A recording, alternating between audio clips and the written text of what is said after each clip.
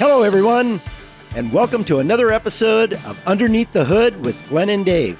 I'm Dave Martin. I'm the owner of Martin's Auto Repair down in Central Phoenix.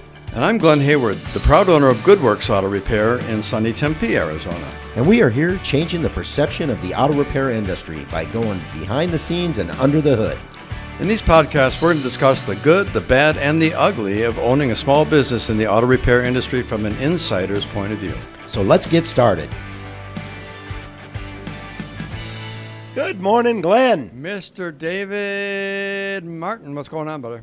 Just living the automotive dream, you know. You know, it's great to be back in the studio with you again because we've got some really great topics to talk about. Oh, yeah. And today our topic is going to be electric vehicles. We're also going to throw in some stuff with hybrid vehicles and some other thing. But first we're going to talk about electric cars. So what constitutes an electric car, and who's got the most popular one out there? I think we all know the answer to the second question. Yeah, Tesla's by far probably, you see more of them on the road than you do any other electric car. And basically what it is it doesn't have a combustion engine. It just has a bunch of batteries and a bunch of electronic motors. Everything's electric. Everything's electric. Except for the brakes. The brakes are hydraulic still. The brakes are still hydraulic, but obviously they're going to come out with technology probably where they're going to use electric brake motors, but I think that gets really pricey, to be honest. Hydraulic is more than efficient and sufficient to stop the vehicles. The electric vehicles do weigh a lot more. We'll talk about that too. The battery, the tires, what the weight of the vehicle. The battery itself weighs 3,000 pounds in those things, without the body of the vehicle being on top of it. And the Tesla, for instance, the whole underside of the vehicle from wheel to wheel is battery. Yeah, it's crazy. Nickel metal hydride, and it is heavy. Yeah, and there's a lot of minerals, a lot of metals, and a lot of things that go into making a battery. And it's actually, I'm sorry, they're not nickel metal hydride. They are lithium ion. My mistake. Yeah. They're lithium ion batteries, and they're heavy as hell. They're heavy as hell, and like I said, a lot of precious metals go into those batteries to make them. We're trying to eliminate fossil fuels by not digging that out of the ground, but we're digging other stuff out of the ground to make the batteries. So it's just kind of and unfortunately we're not digging it out in our own country, and so we're making our enemies rich and not really helping our own economy here. Yeah, and the electric vehicles, boy, I'll tell you one thing: they'll seat you. You accelerate, they'll push you in that seat, man. They really got a lot of power off the line, and it's really it's amazing. The performance on those vehicles. The only noise you hear on hard acceleration is the tires burning. Yeah, yeah, it's true. No engine revving, no transmission shifting. Quiet as hell, and it's just really they've got some neat features.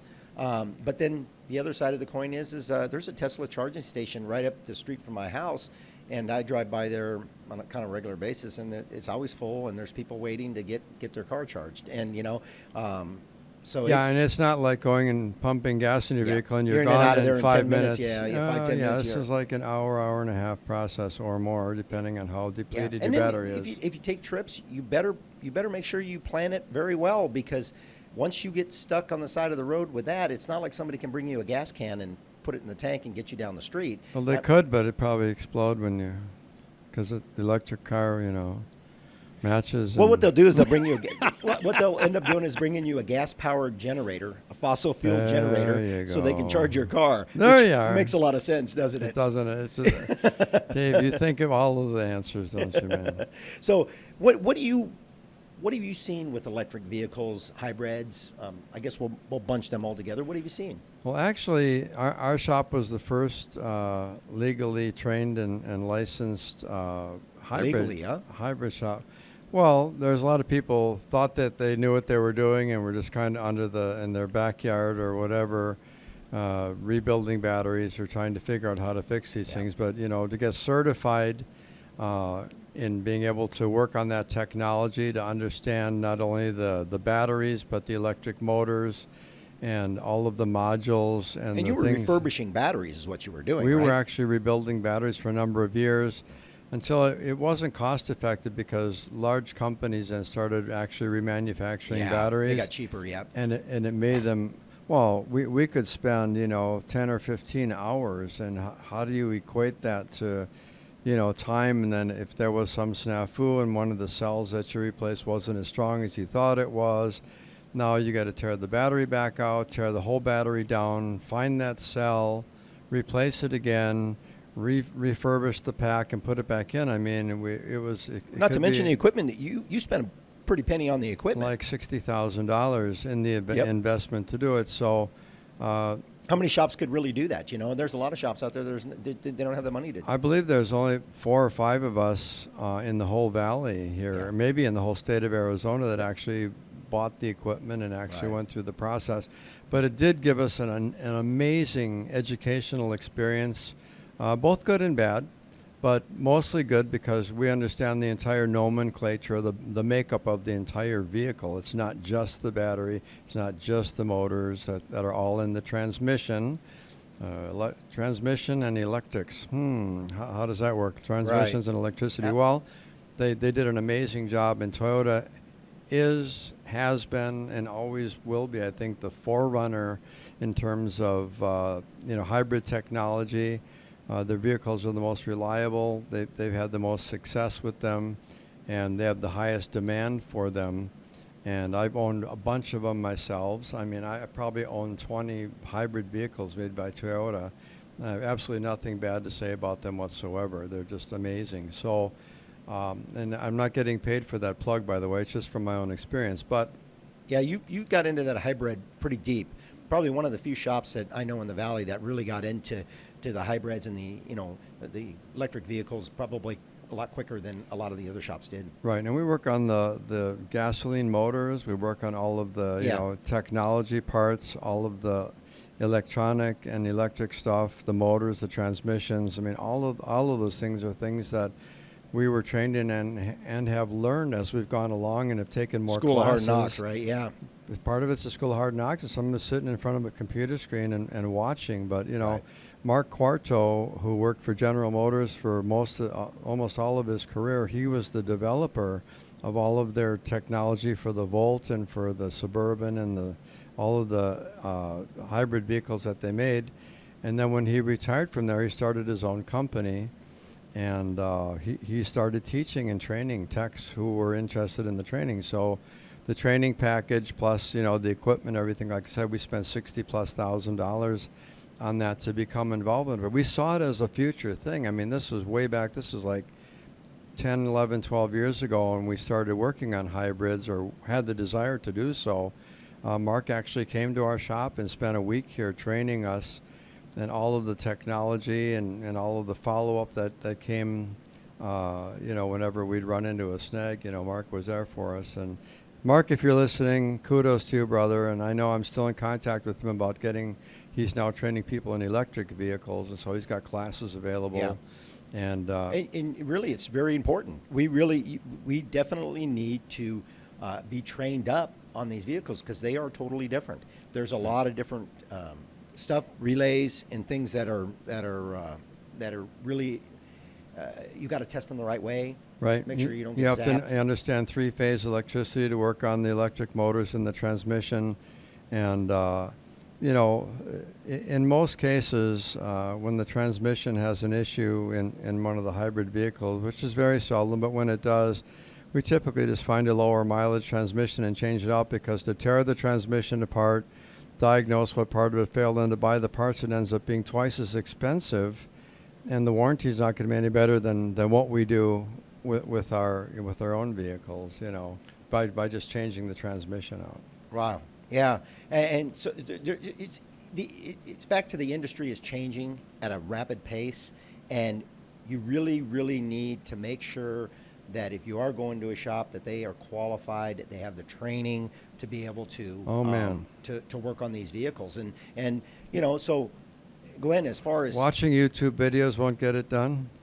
no, not at all. I Sometimes- can't tell you sometimes the you can have number more of trouble. vehicles Yeah. that we have had come in here that were hacked and butchered by people who thought they knew what they were doing with hybrids. They did more damage than then they did good. So it's really important to make sure that you have someone who's qualified and certified to do it. Absolutely. And as far as the hybrids and the electric vehicles, as far as what would you say right now is probably one of the better hybrids or the better electric vehicles to buy? I think I mentioned it before. I think Toyota definitely has, captured the majority of the market share out there as far as hybrid vehicles. And there's new hybrid technology, which is a hybrid electric. So, I mean, a hybrid car in a sense is an electric car, but they have a plug-in model. And we were reading some information earlier today about the ratings on the hybrid electric vehicles. The plug-in models have about 150% worse rating than the regular normal hybrids. And the ones that charge themselves, right? The ones so there's two types of hybrids out Right. there. Is the ones that the has a gasoline, combustion engine in there, right? Right. And it what it does while the car's being Well, driven. the car's running. The transmission has two motors in it. One is strictly a charging motor, and the other one is the starter motor. And when it needs to, it will also help charge the battery when it gets depleted. But the second motor in the transmission actually is constantly charging that battery when called upon to do so when it gets Right. down to a certain level. So you don't have to plug it in when you get home. That's and correct. You can drive it, and that's a great it's a great two-punch, I guess is the word I'm looking for, is where you've got a backup, you've got the combustion engine. If the battery fails, the car's still going to run, and if the engine fails, you still got some. Well, it'll run battery. for a limited amount of time. Yeah, Right? not very far. Actually, I think Honda probably had a better product in terms of running without the battery having a lot of power. Pretty much when the battery gets depleted on a Toyota product, you're done. Oh, You'll stop dead in your tracks. The car will not start because what starts the Well, motor. it won't What start, starts the motor is the transmission, which Right. gets its energy from the Right. hybrid battery. So, but Honda still had a regular crank starter, so you could still drive them as long as the battery, the hybrid battery, had enough energy to continue to be utilized by the drivetrain to help motor the car down the road. There's a lot of the hybrids out there that have the hybrid batteries, but they also have another battery that's under the hood. It's a smaller battery that usually will start the car, right? Well, that's to run all of the the lighting and turn signals and a lot of the other accessories. They're not, that doesn't run off the hybrid battery, but there's a step down transformer. I don't want to get into a whole lot of technological stuff, but there's a step down transformer that charges the 12 volt system. Then there's a high voltage one that charges the hybrid battery. So there's a lot of modules in there that make those moves to not overcharge something or undercharge another thing, but they're very sophisticated vehicles, and if you don't know what the hell you're doing, you need to not work on them or try to do it yourself, because that's high voltage. It's 330 volts and several hundred amps. No, you'll die. Yeah, you hurt yourself. You only have a second chance to make a mistake. So it's really imperative that whoever's working on that car knows what they're doing, because for their safety, number one, and number two, you don't want the car to burn to the ground either. That's another thing. Yes, I mean those batteries, once they get lit, forget about it. You're not putting them out. I don't care how many fire departments you have come out; they will burn itself and anything that's around it to the ground before you get the flames out. I saw on one of the YouTube channels, I saw on there that a guy's developed a new device that the fire department is trying. Is what they do is there's this big square thing with a big spike in the middle of it, and they jack the car up, and it's on fire, and they shove it underneath there and let the car down on top of it. What it does is it pokes a hole in the bottom of where the batteries are, and it floods that whole compartment. And then they got a fire blanket. I had a guy I talked to that has a blanket that you can put over your car, and it's supposed to smother it out, or keep the car from burning your house down. Right. You know what I mean? The deal is, I don't know if they're finding the underlying cause of why these cars are spontaneously combusting, and that's a big deal. And I think all of them that I've heard about are Teslas. So that's not to slam Tesla. I think they make an amazing vehicle, but to get to the bottom of why several of these cars have spontaneously combusted while the person was driving without them even being involved in an accident is Yeah. Pretty deep question for me to try to answer. So, Well, and there's a place for hybrids. There's a place for electric cars, and there's a place for the combustion engine. I know even Elon Musk has said, he's the owner of Tesla, and he said electric cars aren't the answer. It's part of the answer, but it's not the whole answer. So, I mean, there's a lot of things that are going to be coming down the pike, and I know that I've read some articles where some of the manufacturers are really working with hydrogen, trying to make hydrogen go, and I think that they keep on talking about eliminating fossil fuels. Well, I just don't ever see how that's going to happen. There's too many products that are made with fossil fuels, number one. Number right. two, I just don't see our grid would shut down if everyone out bought a Tesla tomorrow. I mean, how California's had brownouts and all kinds of issues over there with their grid. So you're going to tax it by putting more electric stuff on it? I just don't see it working. Right. Well, another thing I'm going to mention about the hybrid. I mean, I'm not the hybrid. The fully electric vehicles, about the charging, issue that occurs when you buy the vehicle. I mean, no one's got a charging station or something hooked up in their garage that they can plug their vehicle in. So, one of the things that they may or may not tell you at the dealership when you buy the vehicle is, hey, you're either going to have to go to a charging station, and Olivia, who is our marketing lady, an amazing woman, smart marketing. If you guys ever need any help out there, call Olivia Smart Marketing. She's been doing our marketing here for over 15 years. Amazing person, has a team of people that are just second to none. She makes you look good. She does. I'm not normally this handsome, but when Olivia says, Glenn, you're really handsome. No. But anyway, back to the charging thing, you have to have a 400 amp service in your home. Yeah, they have to come in and wire it in, right? Hell yeah, they do. And if you have only a 200 amp or 300 amp service, you're going to have to hire an electrician to run another line from your electrical company to run enough electric power to be able to charge that battery, or you won't be able to charge the thing. So get ready, because it could cost you literally thousands of dollars to hire an electrician. Apart from what you paid for the car, Tesla does not help you pay for your electric contractor to come out and fix this thing, or any other car company that sells electric cars. So that's another maybe unexpected expense that you're going to have, aside from the whatever $100,000 to $150,000 that you pay for your electric vehicle.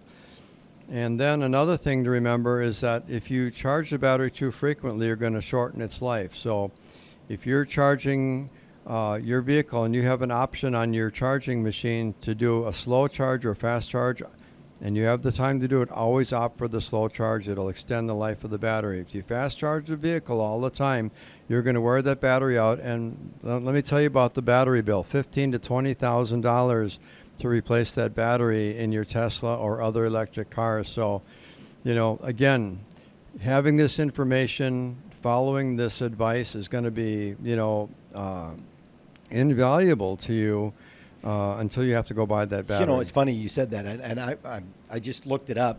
That it costs about $3,000 to have an electrician come out. It's about $500 for the unit, and it's about $2,500 for the electrician to run that, to make sure that you have enough power to charge your car. So I was right on the money. Yeah, you were right there. I'm not as dumb as I look. Is that what you're trying to say? Well, I mean, all right. I'm not going to give you too much credit. But Right. anyway, so, as far as we talked a little bit earlier about there's 3 different websites that you can go on. There's one that's a recall lookup tool, which is we're definitely going to put these links on the bottom so you don't have to memorize them. Yep. And then there's a Safe Car app. And then there's also the NHTSA.gov alert, and all those sites are really, really valuable. What was one of the electric vehicles that was in the top 4? Well, obviously the top one is Tesla, and Tesla right now has got 4 recalls out there on their out of the 5 top recalls for Yeah. for electric vehicles. And they're the Tesla's they're- got 4 of them. But you said it earlier. They're probably the most popular electric vehicle out there. They are. So their chances of being, Yeah. having the top 4 out of 5 are Yeah. hands down. It's going to happen because, and they may not be really serious recalls. They're not necessarily life-threatening, but I think Elon Musk and his company are very thoughtful about the way that they approach the reputation of their vehicle. It's not just about the money. It's about really building a quality vehicle. And so when they find something that's any kind of a pattern failure that they should be concerned about, they take affirmative action. They don't wait for something to happen and then they're not reactive. They're proactive. Yeah, absolutely. And I appreciate that about a guy who's got companies that design rockets that are putting satellites in. I mean, the guy is absolutely brilliant. So I love Elon Musk on a personal note in terms of not a romantic type of thing like you would, Dave. But but I just think that he's a genius. He's obviously very smart, and he's very concerned about the reputation of his company. I mean, I guess as a billionaire, you could say, well, the hell with everybody else. It doesn't matter. I got more money than God, so Right, I don't really exactly. care about anything.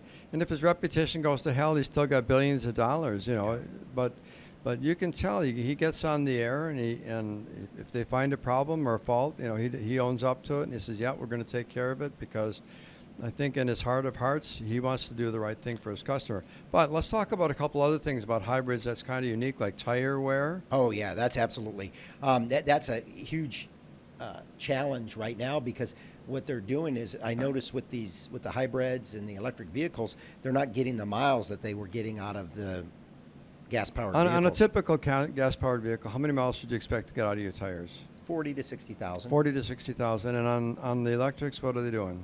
Well, I mean, we just talked to a customer of yours that was getting 14,000 miles out of it. 14,000 miles, and they're down to the wear bars. And so she's like, what? And of course, we do a digital inspection. So, she got her pictures of it, and she can see now. Now we're going to order some And those tires aren't cheap either. No, they're not cheap. Yeah. And there are a variety of companies. You don't have to buy them from Tesla. I believe that hers are Michelin's on there right now, which is considered one of the best, brands of tires. But because of the weight and the way that these cars accelerate and handle, they tend to wear out tires a lot quicker. I don't think my customer's out there doing burnouts with her car to, and taking off like a bat out of hell. But the battery weight, like I said, the battery weighs 3,000 pounds in her car, plus the weight of the rest of it. It's another probably 2,000. You got a 5,000 pound car, which is like a pickup truck with a load in it, because the battery itself is 2/3 of the weight of the car. So I think it's really important for people to realize that their expenditures, their brakes last forever, but there are services that need to be done on those brakes. They want those brakes to be removed and the pins and everything cleaned, because they will have noise issues, vibration issues. And so we've done a lot of research to figure out what services we need to do on these cars, because we're considered just a general repair shop. But my shop is servicing electric vehicles, so I have a list of things I'm going to go down and mention that need to be done, but I'll let you go ahead. Well, and so your customer got 14,450 miles out of the rear tires in this vehicle, and so she needs to replace those rear tires. And you had mentioned the brakes a minute ago about, the brakes go a long ways, but there's the only fluid. Well, I guess there's a couple different fluids in the vehicle, but there's no power steering fluid in the vehicle. There's no engine oil in there. There's no transmission fluid, but there's still brake fluid in there, right? Because the brakes. Got brake fluid. You have coolant to cool the batteries. There's a regular coolant system that goes in and it keeps those batteries cool, because when they're being used and when they're charging, they get really hot. So that cooling system operates even while the vehicle is being charged and it's not even turned on. But there's no radiator in there. There's no radiator in there. Oh, there is. There's a radiator and the coolant flows through there. Something's got to cool it. So it does have a radiator and a cooling fan that draws the heat away from the cooling system, because the battery just heat up the coolant to the temperature of the battery, and then it would zero out even having to have one. So, you've got those things that need to be done. They have wiper blades. They have a cabin air filter. Many of the new models have a HEPA filter in there in the event of a catastrophic event in the atmosphere. Wheel alignment. and the brake cleaning that I mentioned, those are all things that need to be done on a more frequent basis than your average vehicle. So we have all the information and data on that at our shop, and I think that Dave probably can ascertain that. But those are all things, and we can do, headlight restoration when the headlight starts to get cloudy. We can make them clear again. There's got the same. There's still lighting and some similar issues. And, Yep. and we say this at every podcast. Let us be a resource. If you're going to go out and buy a hybrid, or you're going to go buy a electric vehicle, and you don't know which one to buy, or gasoline powered, let us help you be a resource. Let's find out what your driving pattern is. Let's see what you do, because not all those vehicles may fit what you do. Right. You know what I mean? You want to make sure that you buy something that's economical, that fits your needs and your driving pattern. And we talked about this earlier. If you're using your car for fleets or Uber or whatever, you don't want to sit in a charging station for an hour. Oh, or more. Or more. Well, you may be waiting in line for an hour. Well, that's another problem. And then another hour or so to put enough charge in your vehicle to be able to drive it for any length of time. So another thing you don't want to do is do partial charges. I didn't mention that, but you don't want to just be topping it off, like you're 15% down, you're going to top it off, or you get down to almost zero, or you're 15%, you're going to charge up to 30 so you can go to the grocery store and back. Undercharging or more, charging more frequently. More frequently is disastrous for the battery life. So those are all things that you need to understand, and so I don't give a crap what Glenn says. Well, it's no, probably, and I'm sure it's in your owner's manual, which no one ever reads anyway. The main thing people read is if they have a question about the technology, how do I program my phone, or how do I make all of the features work, or how do I adjust them if the battery gets disconnected? So more electronic but devices it'll tell you about problems. overcharging or undercharging your vehicle, or quick charging it or slow charging it. What's the most advantageous? When you talk about a $15,000-$20,000 battery, man, you better pay attention, because you're going to prematurely wear it out unless you got money to burn. And if you do come over and just dump a bushel basket at my door, well, yeah, I appreciate it. And you're absolutely right. You want to make sure you maintain it properly, is what you're saying. Just make sure you maintain it properly. It's no different than the gasoline-powered vehicles. It's like you want to maintain it properly to get the most efficient miles out of your vehicle possible. And you don't want to have, with the least amount of problems, I guess is the word I'm looking for. But anyway, it's been another great podcast, and we hope we educated some of the consumers out there on these vehicles and what they should do, and whether or not they should buy one or not. Yeah, I mean, feel free to connect with us at podcastunderthehood.com. If you have any questions, or you want to get our phone numbers at our shop and you can talk to us about these things, you're more than welcome to do so. So again, is podcastunderthehood.com. So come visit us and invite your friends. Yeah, absolutely. Love to see you. Have a great one. Bye.